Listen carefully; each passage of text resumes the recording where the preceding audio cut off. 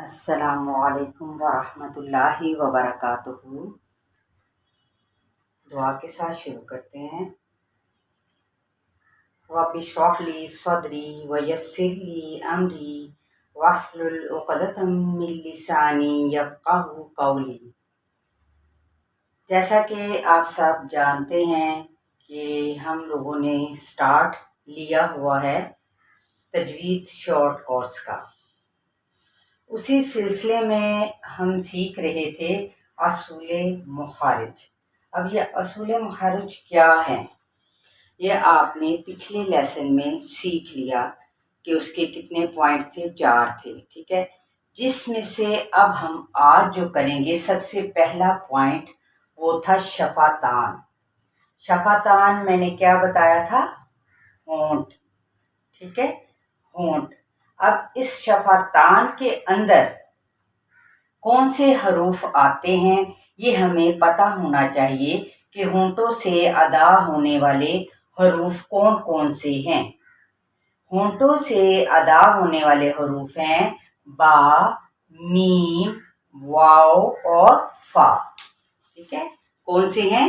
با، میم، واو اور فا۔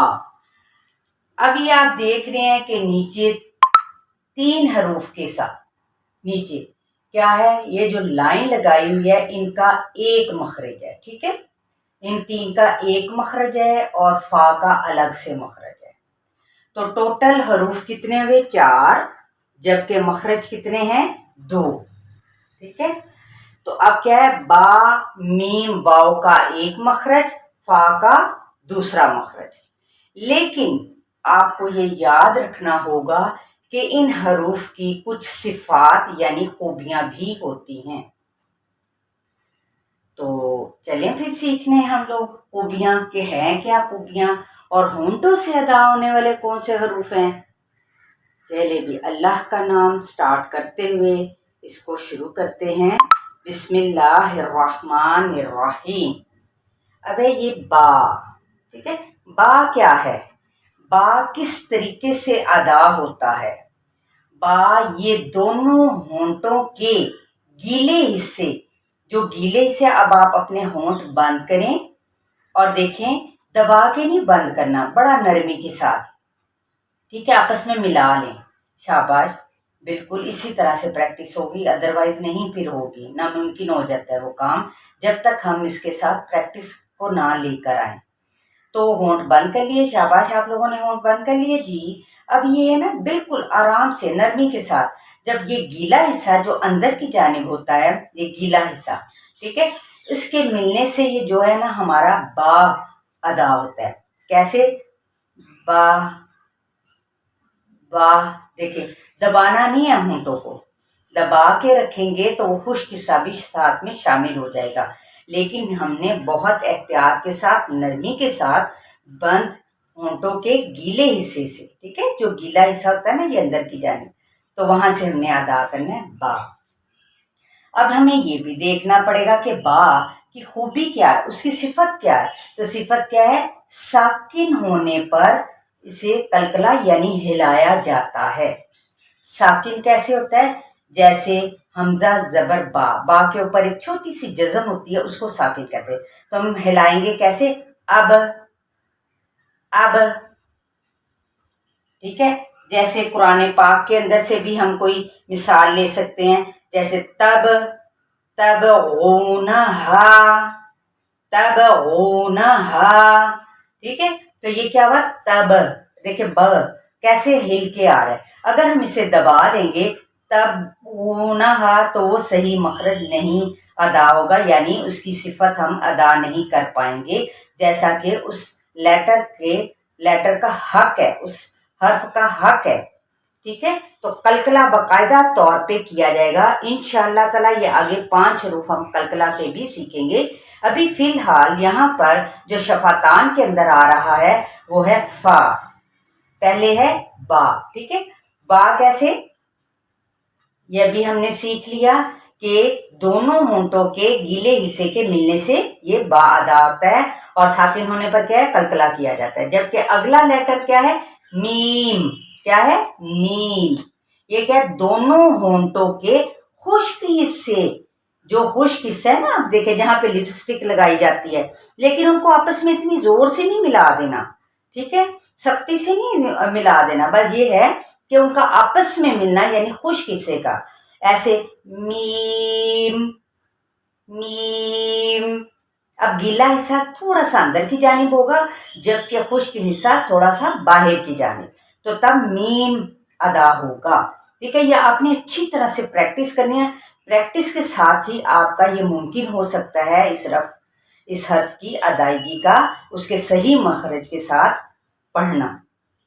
अब आगे इसकी सिफत क्या है, इसकी खूबी क्या है, वो है मुशद्दद, यानी जिसके ऊपर ये छोटी सी तशदीद हो, तो जिसको मैं कह रही थी ना, छोटा सा सीन समझ लें, ठीक है, हाफ सीन, ठीक है, या डब्ल्यू का साइन समझ लें, तो ये इसकी सिफत क्या, मुशद्दद अगर इसके ऊपर होगा ना, तशदीद लगी होगी, तो उस पर यानी क्या करना है, हमने गुन्ना करना है।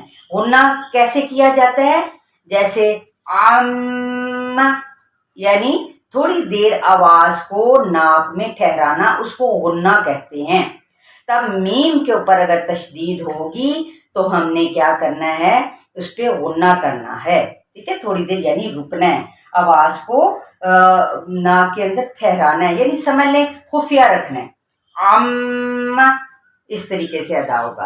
अब है वाव, तीसरा लेटर वाव, होंठों की गोलाई से अदा होता है, यानी ना तमाम गोलाई। ये देखें ना तमाम कैसे, यानी थोड़े से होंठ गोल कर लेंगे हम, वाओ वाओ, ठीक है, ये इसका क्या है, हर्फ की अदायगी का तरीका, वाओ। ये नहीं वाओ आपने स्माइल करते हुए इसको अदा करना है, नहीं, थोड़े से होंठों को गुलाई में ले गए, ठीक है, तो ये हो जाएगा वाओ। जैसे हम वो किसी चीज को देखते हैं इंग्लिश में, बड़े जाहिर मोड़ फोड़ तो बन चुके हैं, हम लोग ये तो कहते ही नहीं है जज़ाकिल्लाह, माशाअल्लाह, सुभान अल्लाह, हम तो ये कहते हैं वाओ, तो बस ये वही है वाओ, ठीक है। अब है आगे, ये तीन का एक ही मखरज है, याद रखिएगा, बा मीम और वाओ का एक ही मखरज है, यानी होंठों के मिलने से ही ये अदा होते हैं। अब जो चौथा मखरज है, यानी यहाँ पर है तो वो दूसरा मखरज, लेकिन हर्फ चौथा है, वो है फा। जब ऊपर के दोनों दांतों का सिरा जब निचले होंठ के गीले हिस्से को लगे, अब ये यहाँ पे होंठ यानी ऊपर वाला होंठ नहीं लग रहा, इसलिए इसको अलग मखरज कहा जा रहा है कि ये जो दो दांत है ना, ये दो दांत, इसका जो सिरा, ये जो सेंटर, बिल्कुल बिल्कुल किनारा, ये सिरा, ये नीचे वाला जो होंठ है ना, उसके गीले हिस्से, खुश्क हिस्से से नहीं, ये अंदर, ये गीले हिस्से से इसको जब लगेगा ये दोनों दांतों का सिरा, तो फिर ये फा अदा होगा। क्या होगा, फा। ठीक, तो इंशाअल्लाह ताला आपका लेसन आज जो सा था, हमने असूल मुखारिज में से पहला जो उसका पॉइंट था शफातान, वो अल्हम्दुलिल्लाह हम आज बहुत डिटेल के साथ इसको सीख चुके हैं। तो जितना आप ज़्यादा इसको फॉलो करेंगे, देखेंगे, सुनेंगे, उतना ही आपके मुखारिज दुरुस्त होते चले जाएंगे। ठीक है, इसकी आपने प्रैक्टिस करनी है, बहुत अच्छे तरीके से इसको समझना है कि बा और मीम की सिफात भी हैं, उनको नोट डाउन करना है आपने, फिर वाव और फा की अदायगी को सीखना है। बहुत सारी दुआओं के साथ अल्लाह ताला आपके लिए अल्लाह का कलाम सीखने के लिए, इसके लिए बहुत ज़्यादा आसानी फरमाए, क्योंकि जब तक हम इसके लिए अपना आप अल्लाह के हवाले नहीं करेंगे या अपना शौक़ ज़ाहिर नहीं करेंगे, तब तक देखें हम कुछ भी हासिल नहीं कर सकते। शौक़ और लगन और मेहनत सबसे ज़्यादा काउंट करती है, और वो बहुत ही अहम है। ठीक है, अगर एक बार नहीं समझ आई तो मैं क्या करूँगी, दूसरी बार उसको सुन लूँ, दूसरी बार नहीं समझ आई तो तीसरी मर्तबा मैं कोशिश करूँगी, फिर कोशिश के साथ मुझे अपनी मेहनत भी दरकार होगी इंशाअल्लाह।